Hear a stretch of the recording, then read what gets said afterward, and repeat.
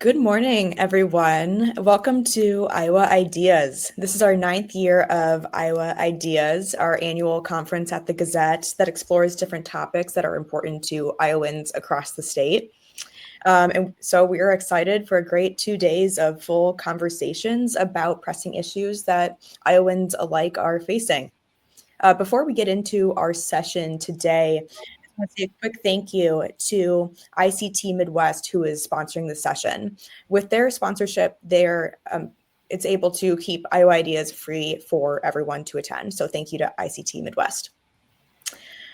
Just a quick note, for any questions that come in from the audience today for our panelists, you should be able to submit those questions through your Zoom box. And I will be reading them to our panelists and we will work them into the conversation. So please feel free to submit those questions whenever they come up. I am Olivia Cohen. I'm the Environment and Energy reporter with the Gazette. I'll be moderating today's session, Anaerobic Digesters, Friend or Foe of the Environment. I will now introduce you to our two panelists today, Patrick and Luke, who are joining us, and I'll hand it to them to go a little bit more in depth about their background in this field. Let's start with Patrick. Hey, good morning, everyone. So I'm the executive director of the American Biogas Council, and we represent the entire biogas industry in the US. And while a lot of that means that we'd like for more biogas systems to be built, that's not why we exist. We exist to make sure that we take the most amount of our organic waste that we produce in every state around the country and make sure that that is recycled. And we like to recycle it using biogas systems into renewable energy and fertilizer products. Hello, my name is Luke Soko. I'm a PhD student at Iowa State University. Me and Dr. Dan Anderson do a lot of investigating of the economics and the environmental impact of anaerobic digesters and also the corn soybean crop rotation in general. Perfect. Thank you so much. Just to get started here, let's kind of start at the foundation of what anaerobic digesters are and what their role is in agriculture. Patrick, would you be willing to start with kind of walking us through, what they are and what they do? Yeah, so it's really simple, and it's actually one of the simplest technologies that's out there at its core, because we're just using a process that already exists in nature and optimizing it. So at a very, very basic level, the microbes that are already present in all the food that we eat, or the manure that animals make, or the sludge that comes out of wastewater plants, there's already microbes in that. That's why your food goes bad if you leave it out on the counter or you leave it for too long. The microbes go to work. Well, if you can put all that material into a tank and keep it at just body temperature, keep it at about 100 degrees, all those microbes will do what they have naturally done literally since the beginning of time. The microbes are the oldest known microbes in the entire universe, and they just reproduce and they digest the organic material and they burp out biogas, and in that biogas is methane, which has energy in it. And that's what will happen naturally to all the organic waste. We produce millions of tons of organic waste all around the country, and probably less than 10% of it is being recycled by biogas systems or compost systems. And so a huge amount of organic waste. If we can build systems to make sure that that organic waste gets recycled, and you trap the methane that would otherwise be produced if the waste wasn't recycled, you're trapping methane emissions, and then you can use that methane to displace fossil fuels and reduce emissions on the energy side as well. And then the byproduct is an awesome fertilizer product. So all that digested organic material that the microbes have eaten up already, it's still got all the nitrogen, phosphorus, and potassium that farmers or your garden needs, but now it doesn't smell. And now it's in a form that is much more ready for plants and flowers and crops to absorb it. And it can really help with crop growth. Or I live in the city. I put it on my grass and in my garden, and it works awesome. Yeah.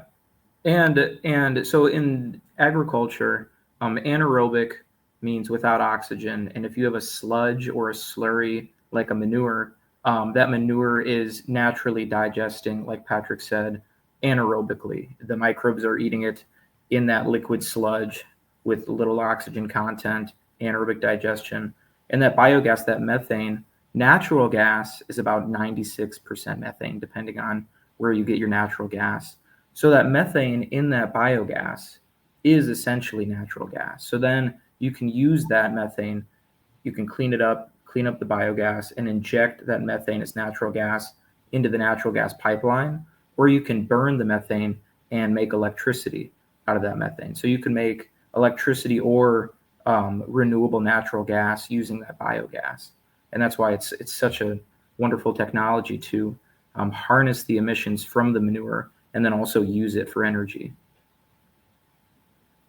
Absolutely. Thank you both. Starting with Luke for this one, can you talk a little bit, what do these technologies look like specifically on Iowa farms? Yeah. So Iowa's tricky. Typically, these technologies exist on dairy farms. Dairy produce roughly 20 times more manure. A dairy cow produces roughly 20 times more manure than a pig. And so you typically see these digester systems on farms at dairy farms. Iowa has roughly 6,500 swine farms, about 200 dairy farms. So we have a lot of swine farms. In Iowa, it's particularly tricky because we have deep pit systems. So we have the barn, and then right below the barn is the pit. And that pit of manure, we can't just cover the pit and collect the gas from that pit. So in Iowa, what we'd have to do is build a system outside the barn to move the manure into that system and then harness that biogas so we can use it as renewable natural gas or electricity, which is a little tricky. But typically these systems work in two ways. You either have a covered lagoon. North Carolina swine have a lot of lagoons. They have a big lagoon, they put a cover over it, harness the biogas. If you're at a dairy farm, what you might do instead is you have your manure storage, and next to your manure storage, you have a constructed heated vessel called an anaerobic digester. And that takes the manure, it heats it to the same temperature as the cow's stomach. So it simulates what's happening in the cow's stomach. You make gas in that heated system, and then you can use that gas. But the nice thing about heating it is you can hold that manure for less time. So you can make a smaller vessel as opposed to a lagoon. But that's typically how those systems work. And Iowa would have to be a little different because you'd have to build a separate system outside the barn. Yeah, just to add to that, Olivia, if you look at the number of operational biogas systems in Iowa, it's about 45 systems. There's 25 systems that are operational all around the country. 45 of them are in Iowa. But if you look at the potential just based on the amount of organic waste that Iowa produces, there are almost 3,000 new systems that could be built. And of those 3,000, like 2,800 of them would be on farms. Iowa produces about 40 million tons of manure from pigs and about 2 million tons a year of manure from dairy farms. And if you're a farmer, you already have to deal with that manure. And the most common thing to do, as Luke was describing, is you store the manure someplace, and you have to do that because the manure has pathogens in it, not just naturally from the animals. That's a natural thing. And you don't want to spread anything that has pathogens on it, which can make people sick. You don't want to spread it on the field when crops are growing that people or animals can eat. So you can only spread the manure on fields at certain times of the year. So you have to store it someplace. And when you store it someplace, it produces methane emissions and odor. And so what Luke's describing here and what Iowa really needs, like actually most other states in the country, is to find a better way to do something with that manure. So you're helping the farmer by providing better manure management. You're helping to reduce odor, which neighbors love. You're reducing air emissions, which is important for all of us. And then when you do that, you're producing a renewable energy that can be sold. And when you sell that, you can make some money, which pays for the construction of the kind of system that needs to be built to be able to manage the manure a little bit differently. But there's all these other benefits that come along with it. Crop yields can be increased by like 10 to 30% on farms compared to synthetic fertilizers that a farmer might buy from a fertilizer company. You use their natural digested material, and it can boost crop yields. You're managing the manure better, and you can even sometimes use the fiber in the digested material for other things as well. So it ends up being a very integrated system into the farm. And the trick is to just make sure that it is designed well enough to integrate with that farm well and integrate with the community, so you can harness those benefits. Yeah, absolutely. Thank you both. Kind of going off of what you were saying a few moments ago, Patrick, that about 3,000 of these systems could be built in Iowa based on how much manure Iowa produces. I'm curious, what's stopping a state like Iowa from building more of these? I mean, nothing's really in the way. It's just there's two things that could help, though. And one is, and this is part of why I'm really glad to be speaking to all of you today, the biggest thing is just education. Most people don't know what biogas systems are. And human nature is generally a fear of the unknown. If you don't know of something, there can be whatever that is. Like we've seen it even with the wind and solar industry and others as well. If you don't know it, if it's new to you, you can be like, well, I don't know if I like this. I don't know about it. And so a big part of it is just education, teaching people that we're harnessing Mother Nature to be able to recycle organic material and make renewable energy and fertilizer. So the more that people know about it, it's going to make a lot of things easier. It's going to make community members able to ask better questions for biogas systems that are being put in. It's going to allow the public officials to ask better questions and develop better policy to help make sure that this system and this industry is built out more in Iowa in a way that benefits everyone. I think that's what everyone wants, is let's do this in a way that we can get all these benefits. And education is a huge part of that. I think beyond that, it's really just a matter of basic economics.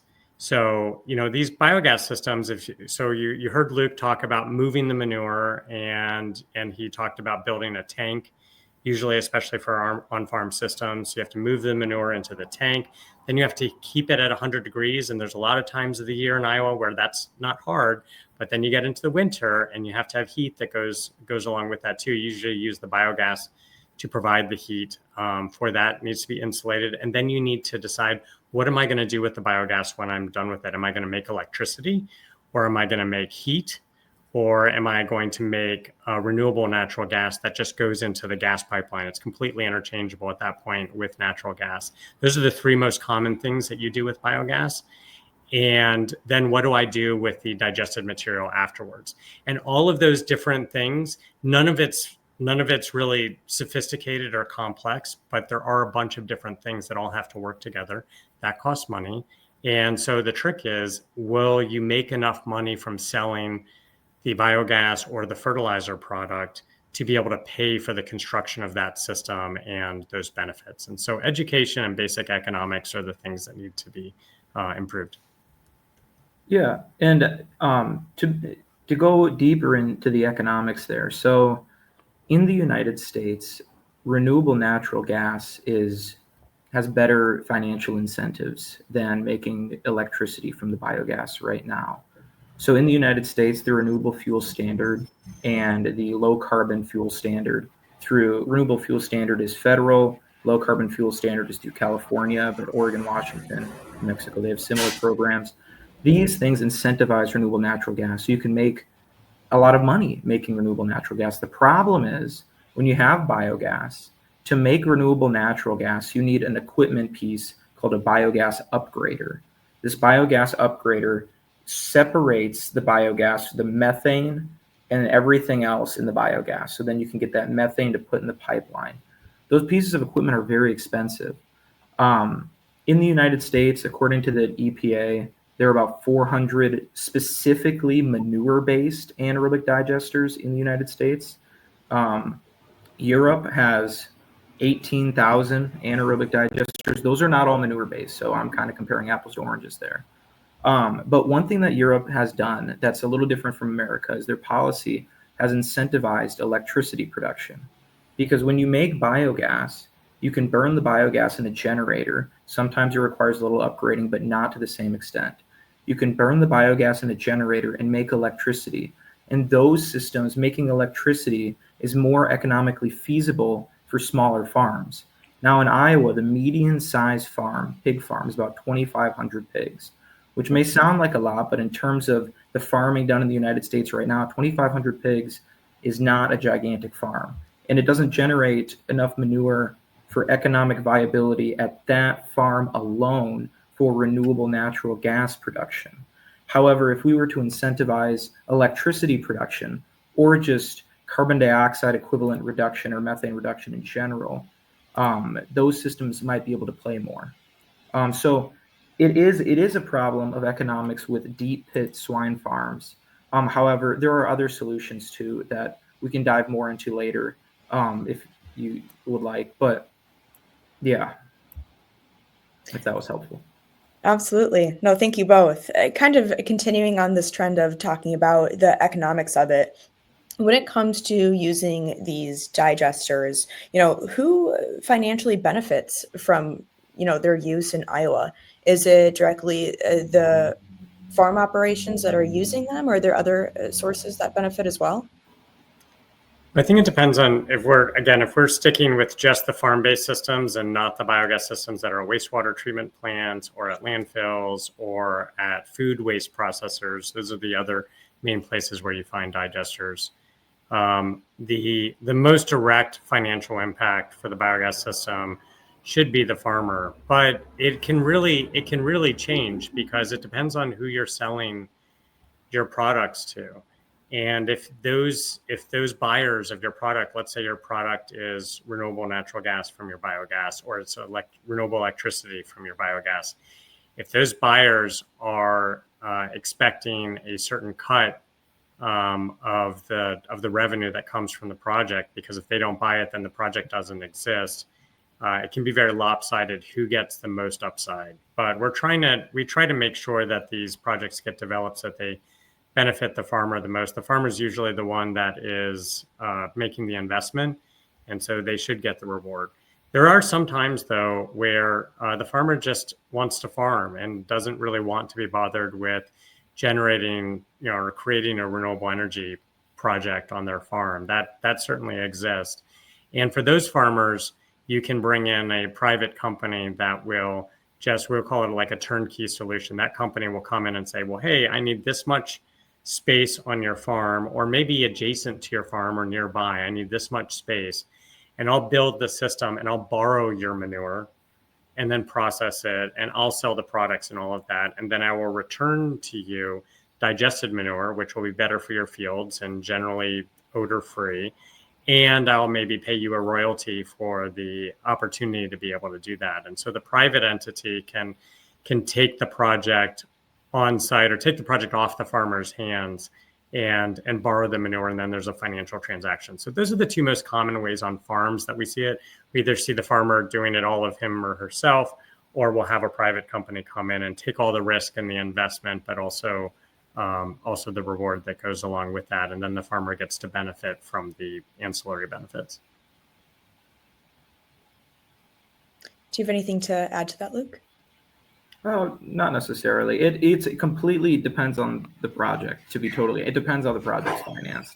So typically, what we've seen is that you have a project developer that is aware of typically a large farm. So right now, as this matures throughout the United States, this might change. But right now, you'd see a project developer approach a farmer and say, "Hey, you have a huge amount of livestock. Like, I think we could have a project here." And they might pitch a project, and then they would work on who is putting up what kind of money, because there is risk. So who's willing to take on the risk to potentially financially benefit?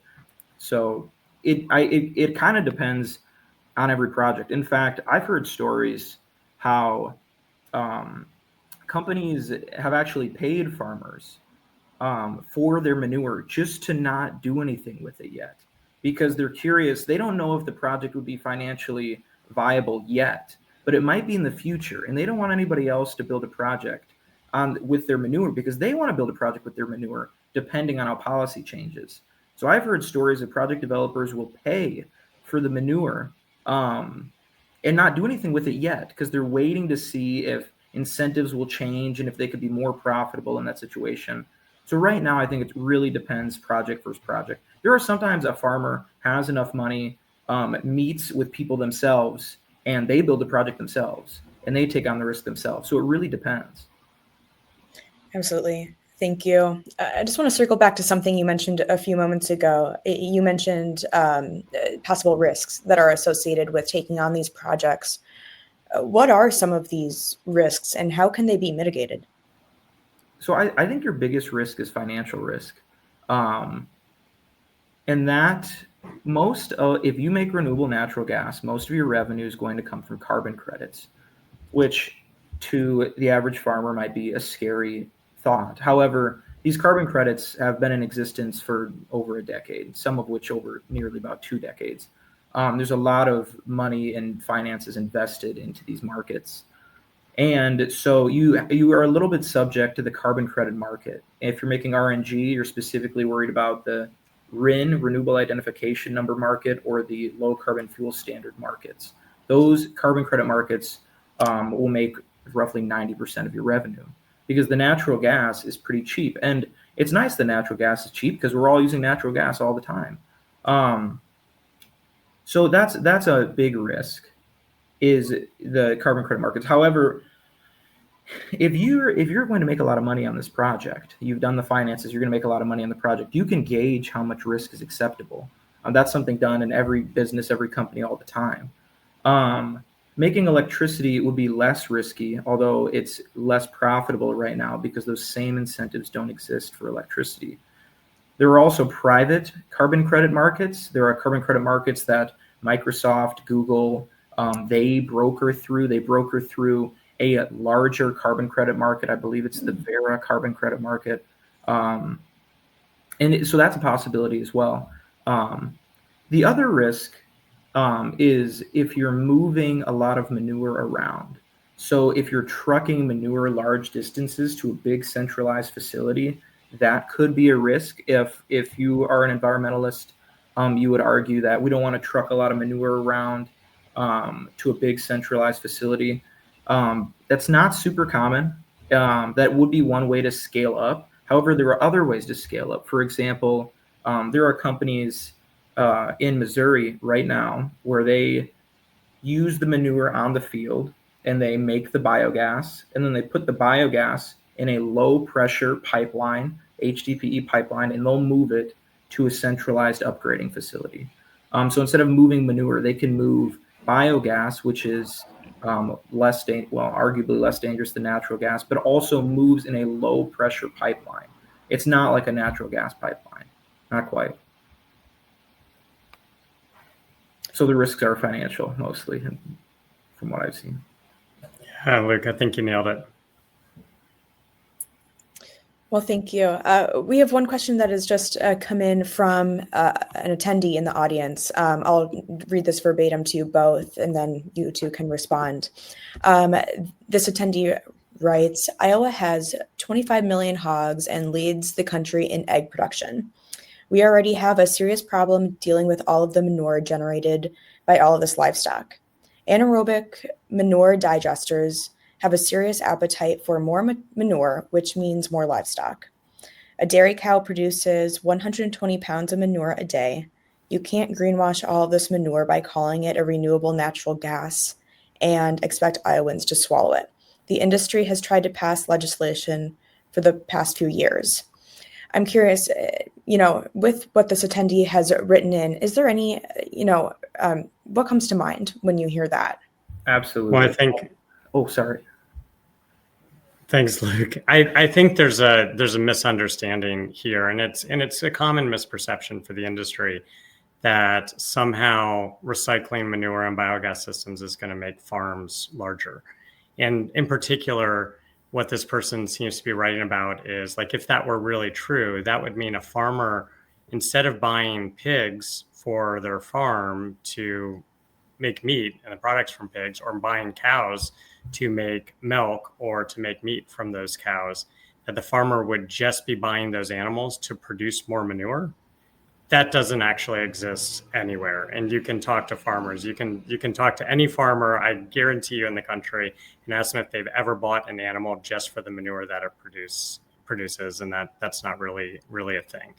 I think the reason that farms get larger, and this gets totally separate from the biogas industry, is because of the economics that we have for our animal agricultural system. If we were all willing to pay $10 to $15 for a gallon of milk, or $20 a pound for pork or something like that, you wouldn't have the consolidation of animals into really large farms. You get consolidation into really large farms because it's more economically efficient. And because Americans generally aren't willing to pay a lot for those products, for farmers to keep farming and to provide protein and food to Americans, consolidation occurs. And that has been happening for decades. Consolidation of farms, the size of farms is increasing and the number of farms is decreasing as we're seeing that consolidation. And so I think it's really important when we look at biogas systems to think about what would be happening in our society if we didn't have biogas systems. So with those millions of pigs that were referenced and the thousands of farms that Luke brought up earlier in Iowa in particular, 40 million tons of manure from the pigs, that is real and that exists. All right, let's not build any biogas systems. What happens then? That manure is putting methane into the atmosphere. It has a natural odor that comes with it. The farm consolidation is still going to happen as it's happening in agriculture all across the country. And we're not taking advantage of any of the opportunities that we have to make these things better. And so biogas systems are not going to change the size of a farm, or they're not going to change the animal agriculture industry significantly. They're just going to take what is a resource right now, generally considered a waste, which is manure, and find something better to do with it while you're doing that on the farm. And while we do that, we will all benefit. We will reduce greenhouse gas emissions. We actually can help smaller farms stay small if we can provide them revenue so that they're less likely to sell off to a larger farm. And maybe the kids of today's farmers are more likely to want to be farmers if the farming business is attractive enough to make that a career. And we've helped with soil health and as well. So there's all kinds of things. I think the idea that biogas systems are making farms larger, that has been disproven many, many times with real science and data. It's just not true. We should be doing something better with the manure than what we're doing currently. Yeah, and farm consolidation, these farms getting larger, I mean, that's been a phenomenon for the last 100 years, specifically since the 1970s. And that has to do with the on-farm economics, like Patrick had said. The dairy herd and beef herd size, the number of dairy cows and beef cows in the United States has not grown in the last decade. The number of pigs in the United States has not grown in the last 5 years. We're not producing more animals to produce more gas. So that's not what we're doing. In fact, if you look at the most profitable scenarios for RNG production, they can supplement their income by maybe 10% with the gas revenue. They're not making this incredible co-product that's going to make them, millionaires. They're making a co-product that's going to, supplement their income, but they're not going to get more animals on the farm because of the gas production, because there is a demand for the amount of meat. And if we don't want to saturate, we don't want to saturate the demand for meat and for milk. If that demand's not changing, there's not going to be more animals.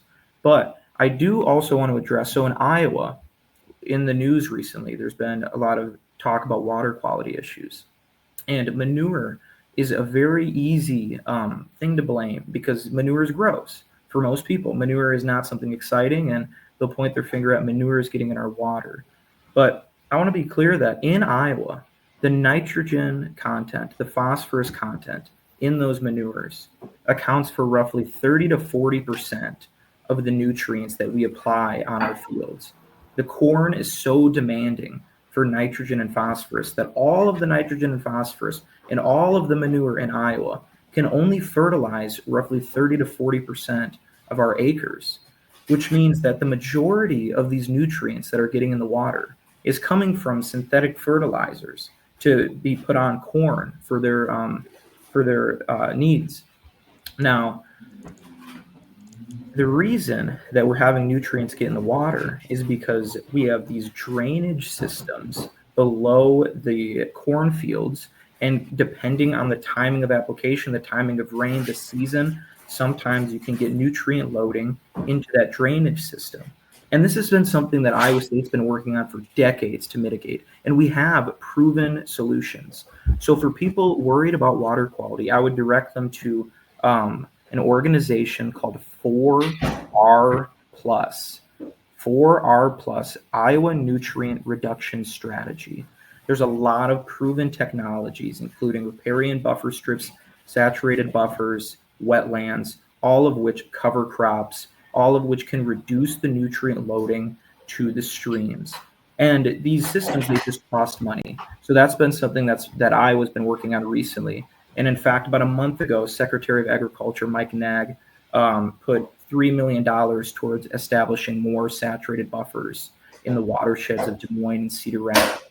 So Iowa has had a water quality issue in the past, but there are solutions. We need to fund the solutions.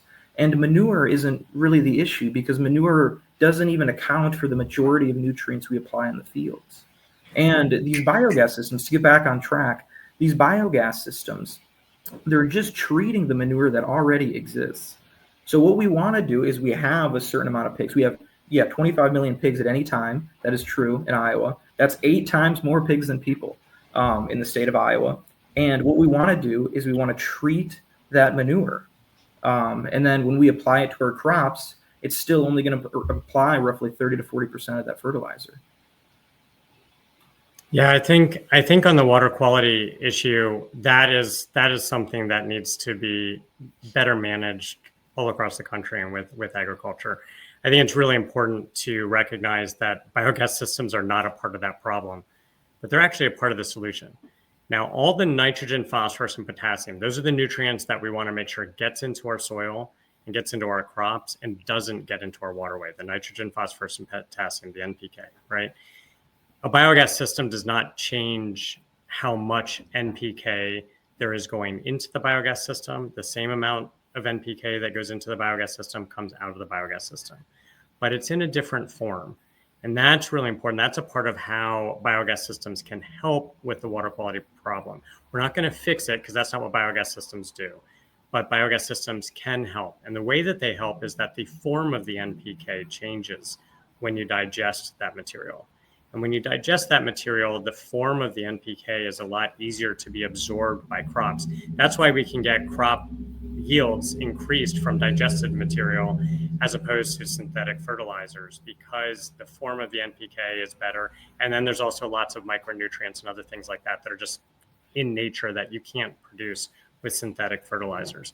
So that means that the crops, when you spread the digested material, the crops can more quickly absorb more of the nutrients. The more nutrients the crops absorb, the fewer nutrients there are to go into our waterways.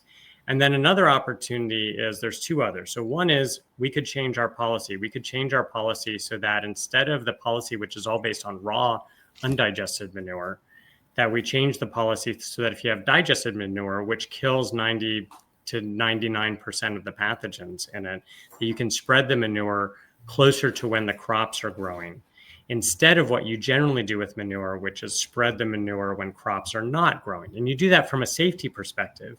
But when you spread manure on bare land, it is much easier for the rain and snow to push the nutrients that are present in that manure into the waterway. That's why you need the physical barriers of the buffer strips that Luke was mentioning and different drainage and things like that. Those are also ways to help.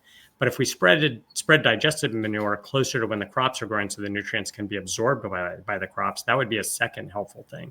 And then a third helpful thing is because the form of the nitrogen, phosphorus, and potassium has changed so much, you can actually add technology to the biogas system that extracts those nutrients. So let's say in your soil on your farm, you needed the nitrogen, but you didn't need as much phosphorus.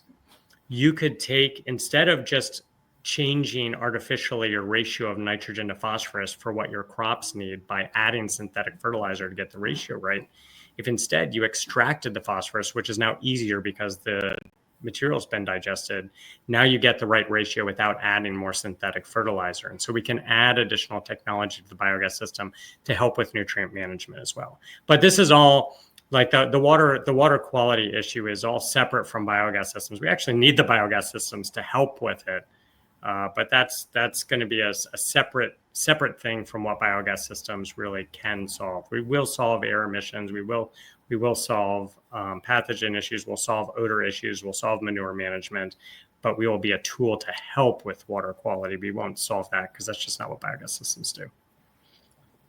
Right. Thank you both. There's another comment that came in here that talks about, these systems affecting Iowa's water quality, which you both talked about, quality of life, and causing cancer and other health risks in Iowans. But just to get into this a little bit more, and just so I ask it explicitly, a big part of the conversation around anaerobic digesters is the environmental risks they pose. What are some of these risks, and what are some of the risks that are being talked about by people who maybe are more opposed to technology like this? So I think a misconception is that if we have these digester systems, we're going to have these huge systems where we're building bigger farms and we're moving more manure around to these anaerobic digesters, and we're moving manure all over the place and we're applying it randomly, but mostly bigger farms and more money for corporate farming. I think that's the worry. But that's not necessarily true. So like we had talked about, the farm size is not going to increase. And there's no reason to produce more meat for your small amount extra gas revenue when the meat market is saturated. There's a reason we produce so many pigs. That's how many pigs are necessary to feed the pork demand globally. The issue people worry about is the manure is going to get in the water, the nutrients are going to get in the water. That's not necessarily true. Like we had talked about, manure is not the majority of the nutrients applied on the land. Manure we can store and we can apply it at the right times. Like Patrick had mentioned, typically in Iowa, we apply manure in the fall. We apply after we harvest, and we apply manure as the soil is getting colder, and you apply it in the fall because, to be honest, that's a convenient time to apply. Your field has been harvested. You can easily move your machinery out there and apply the manure. Now, the problem that Patrick had mentioned is especially if that land has been tilled and you have no physical barriers, that manure it's more likely it's going to be washed away. Now, there's also manure injection. Like, we do inject manure into the soil. Now, it's not just broadcasted onto the soil. But when we apply manure in the spring, when it's more difficult to apply manure, the soil is wetter, so you could get stuck out in the field you're trying to plant. But we've looked a lot at spring manure application. And if you apply when the plants are growing, that helps a lot. Another thing that helps a lot, there's a new tool called the Rain 360, which is this autonomous machine that'll go through the row of crops, and it has all these hoses over the top of the crops, and you can run the Rain 360 while the crops are growing. So you can directly apply manure on the growing crop, which is another effective way of reducing nutrient loading to the environment. So the issue would be water quality, but it's not. I don't think it's a great argument to make a water quality issue. In terms of air emissions, biogas is helping. There's no doubt about it. If you go to keep in mind that the state with the most anaerobic digesters, most manure-based anaerobic digesters in America is California, one of the most progressive states in the United States of America. And California has these manure digesters because they have proof that they're reducing the emissions to the atmosphere while simultaneously making a renewable energy.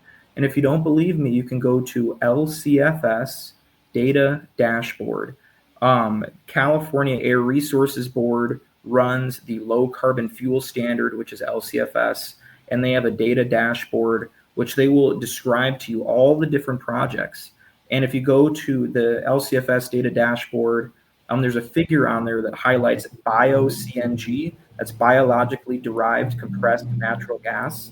And if you look at that system, you'll typically have a negative carbon intensity score, which means that you will be effectively pulling emissions out of the atmosphere while simultaneously making energy. And the way that's calculated is by saying, hey, instead of just releasing the methane in the atmosphere, we're using it for energy. So now that we're using it for energy, we actually don't need to use the fossil methane either. So you get kind of you get two benefits with one system. So air emissions, biogas mitigates air emissions, and that is proof through the California Air Resources Board and a variety of literature. Yeah, Olivia, if I could just add to that, can you hear me okay? Sorry, I don't know. I'm just sitting here. I don't know why my camera turned off. Let's look at, if you look at environmental risk, you're generally looking at air, water, and soil. And I don't think you can make a credible argument that the risk for air, water, and soil has increased with the presence of a biogas system. Because if you look at the soil risk, you're still dealing with the same amount of manure that's going to be there with the biogas system or without it. That doesn't change. And we already talked about the opportunities to improve soil health with digested manure versus raw manure. So I don't see any opportunity for an increased risk for soil. Luke said very succinctly, and I agree, that the air risk, you're reducing emissions. You're literally capturing emissions that would have been in the atmosphere. That is very much not an increase in risk. That is a very strong benefit, and one of the strongest benefits of biogas systems overall. And we talked about the water risk.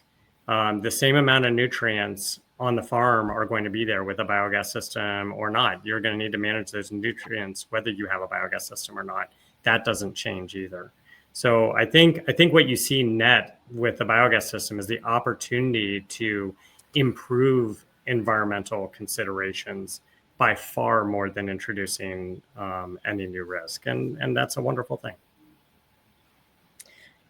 There's a comment that came through our chat here from an attendee that actually leads well into a next question that I have. From this attendee, they wrote, I recommend folks look at what has happened to the Wisconsin dairy industry since the digester industry moved into the state. Independent family-owned and operated dairies have been destroyed. Going off of that comment from an attendee, I'm curious how these anaerobic digesters change depending on the farm size. Do smaller farm operations have opportunities to use this technology as well? Will those smaller farms be left behind as bigger ones start utilizing more of this technology? Do you mind if I take that one, Luke? Yeah, you can. Yeah. Thanks. So basically, you're going to be able to have a biogas system on most size farms. The question is what type of biogas system you build, because you want to be able to make sure that you generate enough revenue to pay for the cost. Obviously, a smaller farm is going to need a smaller biogas system. It's going to cost less than a big system, but you also want to make sure that you can pay for the right equipment to be able to sell the biogas in whatever form you need to sell it as.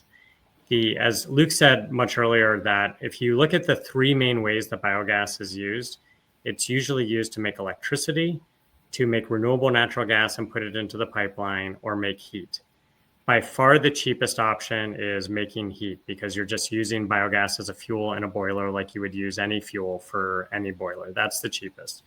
The next most expensive is generating electricity.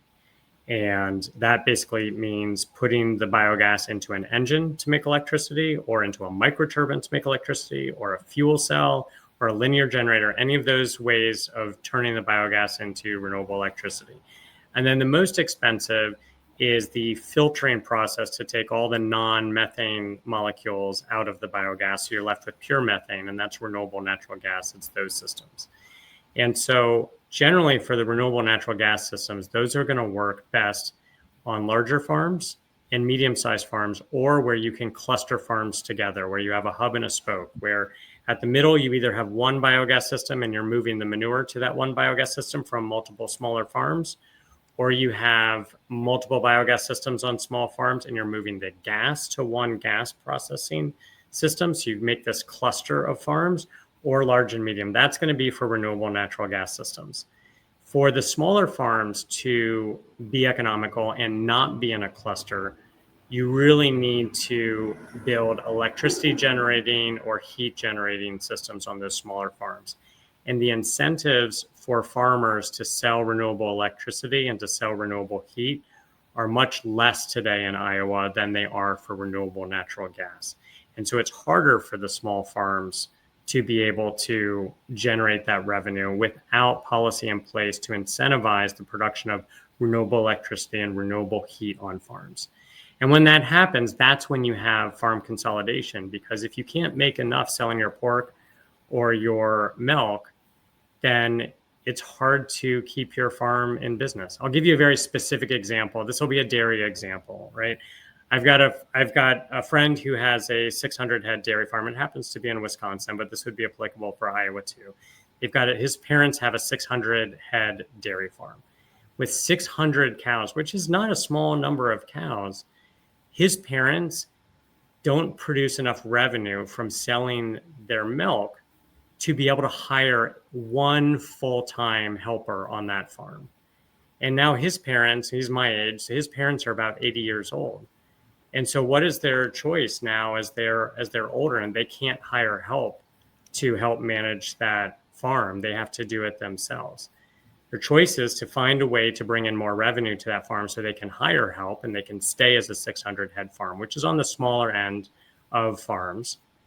Or they're going to sell the farm to someone else, sell the cows off and sell the farm to someone else. And that is replaying over and over again in small farms all across Iowa and all across the US, is if we're not paying enough for the pork or for the milk, then where's that revenue going to come from that makes that farmer enough money that they can hire help, or makes the kids of that farmer say, oh, I want to go into this business. This is going to be a viable business. I can raise a family while operating this farm. It's really, really tough in the farming industry. So this is all separate. Like, we haven't even really talked about biogas systems yet, right? In terms of that, that's all separate from agriculture. But the biogas systems can help keep small farms small if we can encourage the production of renewable electricity in Iowa, which allows those smaller size systems to be built on the small farms, which generates a little bit of extra revenue for the farms and helps to keep small farms small.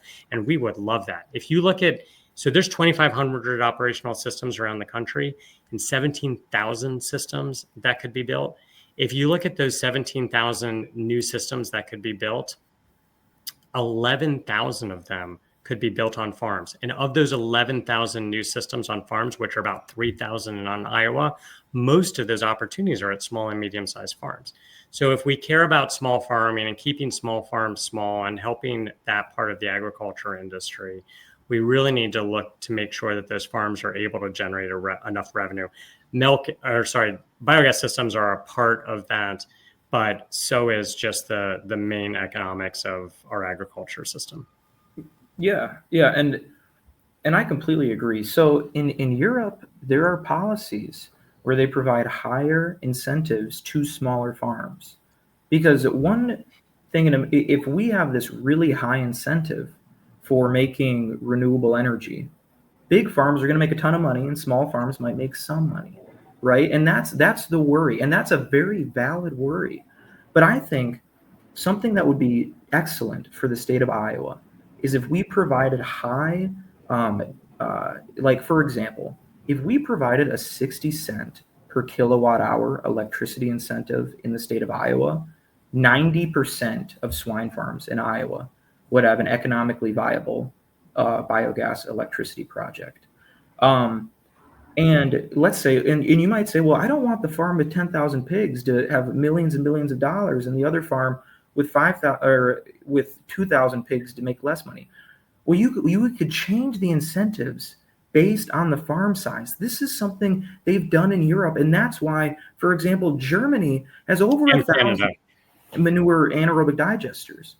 So what we could do is we could incentivize electricity production on small farms, and then we can help the small farmer. Now, You might say, well, that's not currently done, and that's true. But as this system matures, that is the kind of policy that would really help small farmers. An incentive based on farm size, where smaller farms receive more credit value, specifically for electricity, which is a technology that is more economically feasible for smaller farms.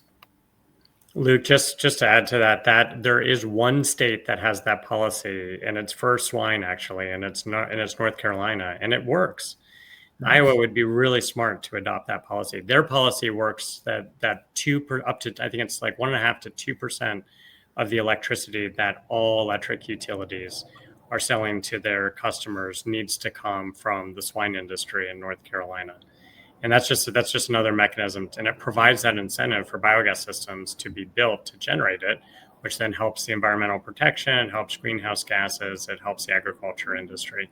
I would be really smart to adopt that. The 60 cent a kilowatt hour, I love that idea, or some kind of percentage of all the electricity in the state.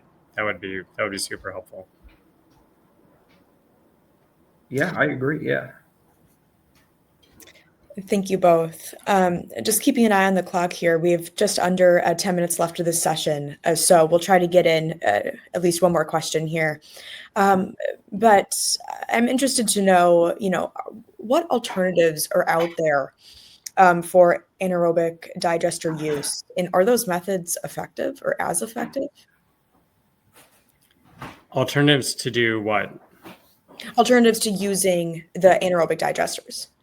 Alternatives to manage manure instead of anaerobic digestion?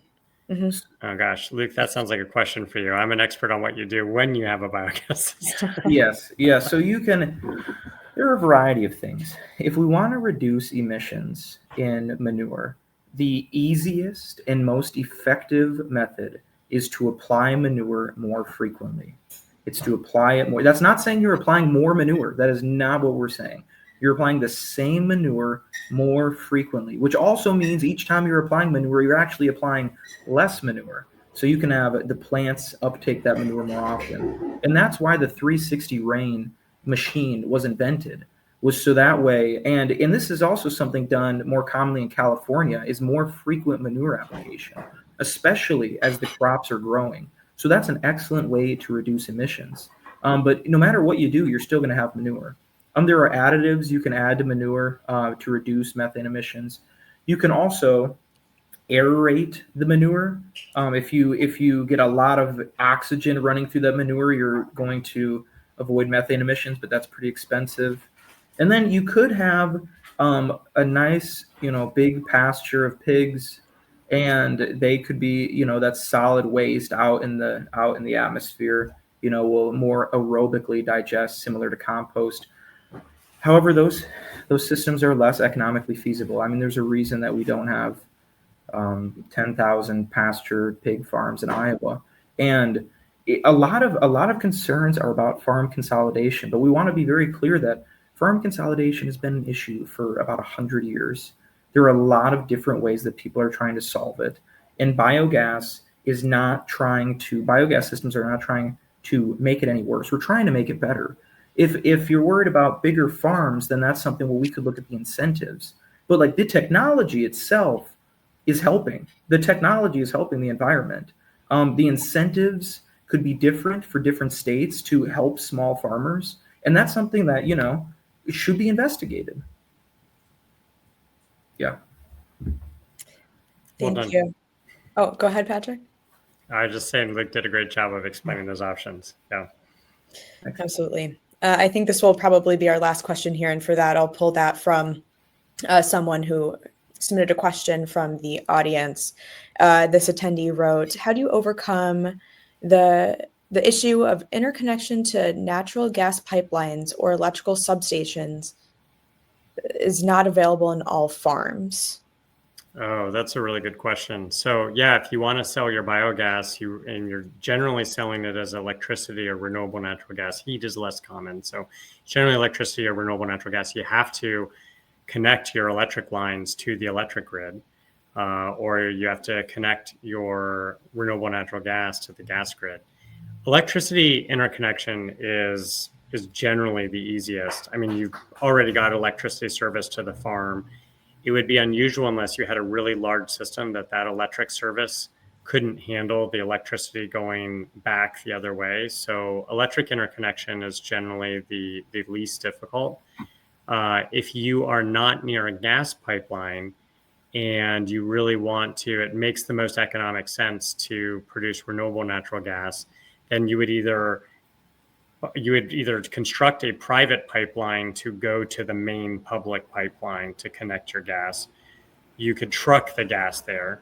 But as you might guess, both of those things are more expensive. It can be expensive to dig a new pipeline, even if it's a short one, and it can be expensive to truck the gas. And so generally when that happens, when you're not near a gas pipeline, you're going to build a different kind of project. You're going to build the kind of project that produces electricity or can use the heat or can use the gas on site. Yeah, and I think that's an excellent question, and I think that's even another reason why electricity should be investigated for incentives from biogas. We should investigate incentives for electricity of biogas in the state of Iowa, because an electric hookup is going to be typically much simpler than a natural gas hookup. If you have a gigantic farm, you could pay $600,000 for a virtual pipeline, which is a big truck and tube trailer to move that gas to wherever it needs to go. But that's expensive. And that's assuming that you have a huge farm, but you also aren't next to a large natural gas position. So that's might be uncommon. So the electricity hookup is really our best option for rural areas. And that's why we need to possibly investigate that more. Absolutely. Thank you both. Actually, can I mention one more thing very quickly? If you have no option to hook up, you take the manure, make biogas, flare the biogas into the atmosphere. So you're converting methane, which is 25 times more impactful to the environment than carbon dioxide, converting methane to carbon dioxide. You can flare it into the atmosphere. Now, currently, there's not a lot of carbon credits that are going to supplement that with enough money. $1 per carbon dioxide equivalents mitigated. But something else we can investigate is, although those private markets exist, we can investigate in Iowa $1 per carbon dioxide equivalents mitigated tax credit, or credit in general. That if you're flaring the biogas into the atmosphere and reducing that methane impact, you are helping the environment by reducing the methane, and we can investigate carbon credits from there. So that would be something we don't need any hookup, but that would require different policy. Absolutely. Thank you both. I think that's a good note to wrap this up on. But thank you all to our attendees who joined us for this session today. We appreciate you being here. This was one of the first sessions, just kicking off the next 2 days of sessions that will span all sorts of topics that affect Iowans throughout the state through the Iowa Ideas Conference. So be sure to tune in to other sessions throughout the rest of today and tomorrow as well. Thank you again to ICT Midwest, who sponsored this session.